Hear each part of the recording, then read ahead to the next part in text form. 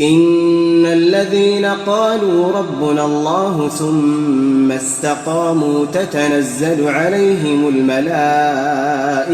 ألا تخافوا ولا تحزنوا وأبشروا بالجنة التي كنتم توعدون نحن أولياؤكم في الحياة الدنيا وفي الآخرة ولكم فيها ما تشتهي أنفسكم ولكم فيها ما تدعون نزلا من غفور رحيم ومن أحسن قولا ممن دعا إلى الله وعمل صالحا وقال إنني من المسلمين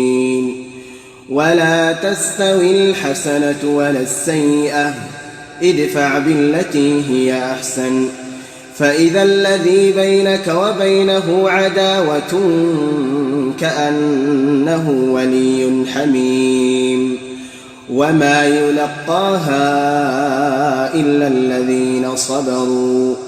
وما يلقاها إلا ذو حظ عظيم وإما ينزغنك من الشيطان نزغ فاستعذ بالله إنه هو السميع العليم